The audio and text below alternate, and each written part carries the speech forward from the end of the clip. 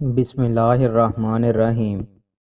رسول اللہ صلی اللہ علیہ وآلہ وسلم نے ارشاد فرمایا، جس کی روح بدن سے جدا ہوئی اور وہ تین چیزوں غرور، خیانت و کر سے پاک ہو تو وہ جنت میں داخل ہوگا۔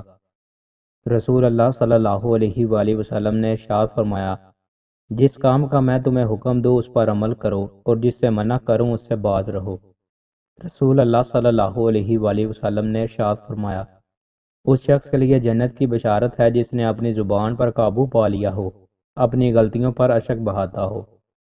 رسول اللہ صلی اللہ علیہ وآلہ وسلم نے ارشاد فرمایا، اللہ پاک فرماتا ہے کہ انسان زمانے کو گالی دیتا ہے، حالانکہ میں ہی زمانہ ہوں اور میرے ہی ہاتھ میں رات اور دن ہے۔ رسول اللہ صلی اللہ علیہ وآلہ وسلم نے ارشاد فرمایا، تم یہودیوں سے جنگ کرو گے، یہاں تک کہ اگر کوئی یہودی کسی پتھر کے پیچھے چھپا ہوگا تو وہ پتھر بول کر کہے گا، اللہ کے بندے، یہ میرے پیچھے یہودی چھپا ہوا ہے، اسے قتل کر ڈالو۔ رسول اللہ صلی اللہ علیہ وآلہ وسلم نے ارشاد فرمایا، جب بندہ بیمار ہو جائے یا وہ سفر پر ہو تو اس کے لیے اتنا ہی عمل ثواب لکھ دیا جاتا ہے جتنا وہ حالت قیام اور حالت صحت میں کیا کرتا تھا۔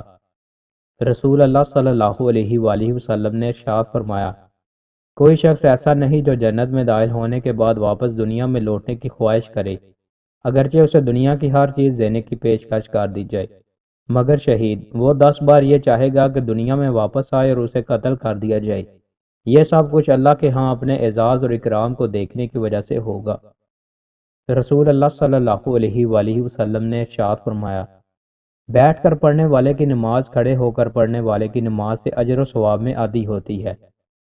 رسول اللہ صلی اللہ علیہ وآلہ وسلم نے ارشاد فرمایا، جب کوئی شخص اپنے بھائی کے لیے غائبانہ دعا کرتا ہے تو فرشتے کہتے ہیں آمین، اے اللہ قبول فرما اور تجھے بھی یہی کچھ حاصل ہو۔ روزانہ 2 نیکیوں کی کمی۔ رسول اللہ صلی اللہ علیہ وآلہ وسلم نے ارشاد فرمایا، جس شخص نے ریوڑ کی حفاظت والے کتے اور شکاری کتے کے علاوہ کوئی اور کتا رکھا تو اس کے عمل سے روزانہ 2 نیکیاں کام کی جاتی ہیں۔ دوستوں، مزید اچھی ویڈیوز کے لیے ہمارے چینل کو سبسکرائب لازمی کریں۔ بہت شکریہ۔